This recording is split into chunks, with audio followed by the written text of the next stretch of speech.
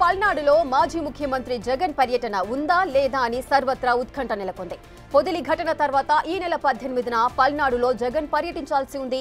YCP నేత ఉప సర్పంచ్ నాగమల్లేశ్వరరావు మరణించి ఏడాది కావడంతో సత్తెనపల్లిలోని రెంటపాళ్ల గ్రామంలో కాంస విగ్రహాన్ని ఏర్పాటు చేశారు. విగ్రహావిష్కరణ చేయడానికి జగన్ పల్నాడుకి వెళ్లాల్సి ఉంది. జగన్ పల్నాడు పర్యటన పోలీసులకు సవాల్గా మారింది. అనుమతి లేదని జిల్లా ఎస్పీ చెబుతున్నారు. మరోవైపు వైసీపీ నాయకులు మాత్రం నాగమల్లేశ్వరరావు కుటుంబాన్ని జగన్ పరామర్శించి విగ్రహావిష్కరణ చేస్తారని చెబుతున్నారు. వైసీపీ నాయకుల అరెస్టుపై మండిపడ్డారు. మాజీ ఎమ్మెల్యే కాసు మహేష్ రెడ్డి ఎవరిని వదిలిపెట్టబోమంటూ హెచ్చరించారు. నాగమల్లేశ్వరరావుది ఆత్మహత్య కాదు, పోలీసులు చేసిన హత్య అని ఆరోపించారు. వైసీపీ నేతలు కార్యకర్తలు కార్యక్రమాన్ని విజయవంతం చేయాలని మహేష్ రెడ్డి పిలుపునిచ్చారు. క్రితం తెలుగుదేశం ప్రభుత్వం ఏర్పడిన వెంటనే చంద్రబాబు నాయుడు గారు ముఖ్యమంత్రి అయిన వెంటనే రెంటపాళ్ల గ్రామానికి సత్తెనపల్లి నియోజకవర్గంలో ఉప సర్పంచ్ అయిన నాగమల్లేశ్వరాన్ని పోలీసులు చిత్రహింసలు పెట్టి మరుసటి రోజే కౌంటింగ్ అయిపోయిన మరుసటి రోజే చిత్రహింసలు పెట్టి నీకేం పని వైఎస్ఆర్సీపీ, నువ్వు కమ్మావైతే వైఎస్ఆర్లో ఎలా ఉంటావు అనరాని మాటలు అతన్ని అన్యాయంగా. ఇక ఇదే అంశంపై ధూళిపాల నరేంద్ర మాట్లాడుతున్నారు. లైవ్ ద్వారా చూద్దాం. రైతుల్ని ప్రోత్సహించే విధంగా జగన్మోహన్ రెడ్డి వైఖరి ఉంది అని ఆ సంఘటన ద్వారా మనకు తెలుస్తుంది. అదేవిధంగా రైతులు ముసుగులో పొదిలి పర్యటనకు వచ్చారు. ఏదైతే ఆయన ఛానల్లో కూర్చోబెట్టుకొని మహిళల యొక్క ఆత్మాభిమానం దెబ్బతినే విధంగా వ్యాఖ్యలు చేశారో, అయ్యా నువ్వు ఒక పార్టీ అధ్యక్షుడివి, ఓ పార్టీ అధ్యక్షుడిగా ఉన్నావు, నీ ఇంట్లో మహిళలు ఉన్నారు, నీ తల్లి చెల్లి అందరూ మహిళలే, నీ భార్య మహిళే, కుమార్తెలు ఆడపిల్లలే, మరి మీరు చేసిన వ్యాఖ్యలు మా మనోభావాలు దెబ్బతిన్నాయని క్షమాపణ చెప్పండి అని అడిగితే తన రౌడీ మూకల ద్వారా ఏ విధంగా దాడి చేయించారో మనం చూడటం జరిగింది. అదేవిధంగా అనంతపురంలో మనం చూసాం. ఎక్కడికి వెళ్ళినా, ఎందుకంటే ఇవాళ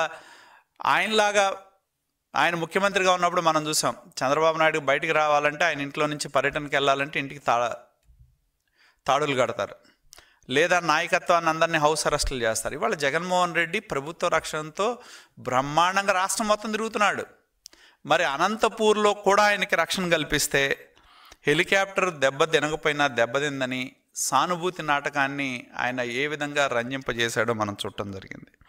అలాగే ఇవాళ సత్తెనపల్లి పర్యటన అనేది మనం చూస్తే ఇది చాలా ఆయనకి నటనలో ఏదైనా అవార్డు ఉంటే ఆస్కారం ఇచ్చిన అవార్డు ఇవ్వాలి ఆయనకి. ఎందుకంటే సత్తెనపల్లి పర్యటన దేనికోసం ఎందుకోసం అని చెప్పి నేను ప్రశ్నిస్తా ఉన్నా.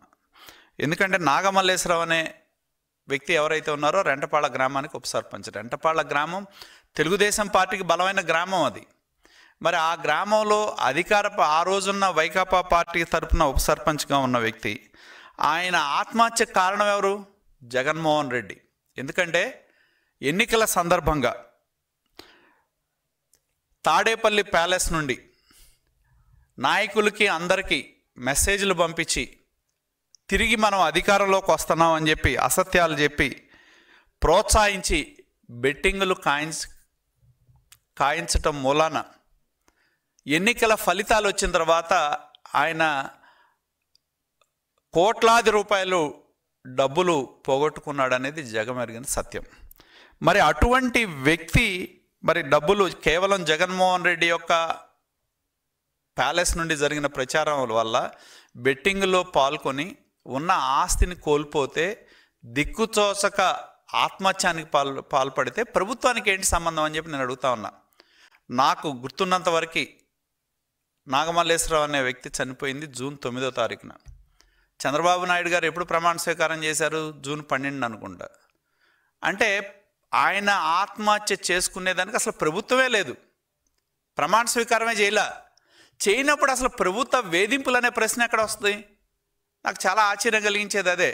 అసలు ప్రభుత్వమే మా ప్రభుత్వం ప్రమాణ స్వీకారం చేయకముందు ఆయన వీటి మీద కోట్లాది రూపాయల బెట్టింగ్లో పాల్గొని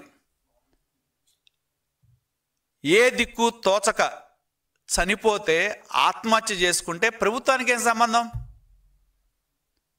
అసలు ప్రభుత్వమే ఇంకా ఏర్పాటు కాల, ఫలితాలు వచ్చినాయి, ఏ పార్టీకి తెలుగుదేశం పార్టీ కూటమి పార్టీకి మెజార్టీకి వచ్చిందనేది స్పష్టం అవుతా ఉంది. 12వ తారీఖున నాకు గుర్తున్నంత వరకు ప్రమాణ స్వీకారం చేసింది. నాకు తెలిసి ఈయన చనిపోయింది ఎన్నికల ఫలితాలు వచ్చిన తర్వాత. అసలు ప్రభుత్వం ఏర్పడక ముందే ప్రభుత్వ వేధింపులు అని చెప్పి దానికి ఒక బ్యానర్ పెట్టి ఆయన ఇవాళ ఒక రాజకీయానికి శవయాత్రకి తెరదీశాడు. నిజంగా నాగమల్లేశ్వరరావు ఆత్మహత్య చేసుకున్నాడంటే దానికి తొలి ముద్దాయి జగన్మోహన్ రెడ్డి. నిజంగానే ఆయన ప్రోత్సహించకుండా, ఆయన పార్టీ ప్రోత్సహించకుండా ఉంటే బెట్టింగులు కాసేవాళ్ళు కాదు, ఆయనకున్న ఆస్తులు పోగొట్టుకునేవాడు కాదు, ఆయన బతికే అవకాశం ఉంది. ఇవాళ ఆత్మహత్య చేసుకోవడానికి కారణభూతమైన జగన్మోహన్ రెడ్డి సంవత్సరం తర్వాత ఆయన ఇవాళ ఆయన విగ్రహానికి డబ్బులు ఎవరు ఇచ్చారు? వాళ్ళే ఇచ్చారు. ఆయనే ఇచ్చాడు డబ్బులు. ఆయన పార్టీ ద్వారా డబ్బులు ఇచ్చి ఆయన విగ్రహం పెట్టించి, ప్రభుత్వానికి సంబంధం లేకపోయినా, ఆయన చనిపోయే రోజుకి ప్రభుత్వం ఏర్పడకపోయినా, ఇది ప్రభుత్వ వేధింపుల వల్ల చనిపోయాడని చెప్పి ఒక అసత్య ప్రచారానికి తెరదీసి దానికి ఒక శవయాత్ర చేస్తా ఉన్నాడు ఇవాళ. అసలు ఈ ఆత్మహత్య చేసుకున్నాడంటే వైకాపా పార్టీ నాయకత్వం జగన్మోహన్ రెడ్డి ప్రేరేపించబట్టే ఆత్మహత్యకు పాల్పడ్డాడు. ఈ హత్య ముమ్మాటికి జగన్మోహన్ రెడ్డి ప్రేరేపిత హత్య. దీనికి ప్రధాన ముద్దాయి జగన్మోహన్ రెడ్డి అని చెప్పి తెలియజేస్తా ఉన్నా. ఎందుకంటే ఈ ప్రభుత్వానికి, కూటమి ప్రభుత్వానికి ప్రధానమైన బాధ్యత శాంతి భద్రతలు. కాబట్టి ఎక్కడా కూడా ప్రజల ప్రాణాలు కాపాడటానికి, ఆస్తులు కాపాడటానికి, రాష్ట్రంలో శాంతి భద్రతలు కాపాడటానికి ఈ ప్రభుత్వం ఎంతో ప్రాధాన్యత ఇస్తుంది. స్థిరమైన అభివృద్ధి అనేది ఎప్పుడైనా శాంతి భద్రతలు ఉన్నప్పుడే సాధ్యపడుతుంది. ఆ సిద్ధాంతాన్ని నమ్మిన ప్రభుత్వం ఈ కూటమి ప్రభుత్వం అని చెప్పి తెలియజేస్తా ఉన్నా. ఇకనైనా నేను చెప్పేది ఒకటే, ఆయనకి ఇప్పటికైనా తన వైఖరి మార్చుకొని ప్రజలు ఇచ్చిన తీర్పుని స్వీకరించి, కేవలం ప్రజలు నాకు ఓట్లేదు, నేను అధికారం కోల్పోయా అనే అహంకారం, అసహనంతో ఇవాళ రాష్ట్రంలో రకరకాల పర్యటనల పేరుతో, రకరకాల ప్రాంతాలతో వైషమ్యాలు రెచ్చగొట్టి, విద్వేషాలు రెచ్చగొట్టి, దాని ద్వారా ఏదో మళ్ళీ ఆయన కలగంటున్నాడు అధికారంలోకి వస్తామని. ఆ రోజులు పోయినాయి అనేది గుర్తుంచుకోవాలి. 5 సంవత్సరాల మీరు ప్రభుత్వ ప్రేరేపిత ఉగ్రవాద పాలన ద్వారా మీరు చేసిన ఇప్పటికీ ప్రజల కళ్ళల్లో సజీవంగా ఉన్నాయి. కాబట్టి ఇప్పటికైనా, ఎందుకంటే ఈ పర్యటన ముఖ్యంగా వైకాపా కార్యకర్తలు తెలుసుకోవాలని చెప్పి నేను విజ్ఞప్తి చేస్తా ఉన్నా. ఇవాళ నాగమల్లేశ్వరరావు చనిపోయాడంటే జగన్మోహన్ రెడ్డి కారణం, వైకాపా పార్టీయే కారణం, నాయకత్వమే కారణం. ఎందుకంటే వీళ్ళు చేసిన తప్పుడు ప్రచారాల వల్ల, వీళ్ళు చేసిన తాడేపల్లి ప్యాలెస్ నుండి పంపించిన మెసేజ్ల వల్ల, మనమే అధికారంలోకి వస్తున్నామని చెప్పడం వలన వాళ్ళు గ్రామాల్లో ఉండి ఆస్తులు తాకట్టు పెట్టి పందాలు కాసి, ఆ పందాల్లో అధికారం కోల్పోయిన తర్వాత ఆ డబ్బులు కట్టలేక ఆదుకోవాల్సిన వాళ్ళ నాయకుడు ఆదుకోకపోగా చనిపోయిన సంవత్సరం తర్వాత మటుకి విగ్రహానికి దండేయటానికి రావటం జరిగింది. అది జగన్మోహన్ రెడ్డి నైజం అని చెప్పి తెలియజేస్తా ఉన్నా. ఈ ప్రభుత్వం శాంతి భద్రతలకి చాలా ప్రాధాన్యత ఇస్తుంది. అరాచక శక్తులు ఎక్కడ తలెత్తినా సరే వాటిని అణిచివేస్తుందని చెప్పి ఇప్పటికైనా జగన్మోహన్ రెడ్డి ప్రజల మీద అధికారం కోల్పోయినా, ప్రజలు ఓటేయలేదనే విధంగా విద్వేషాలు రెచ్చగొట్టే వైఖరి మానుకోవాలని చెప్పి హెచ్చరిస్తా ఉన్నాం.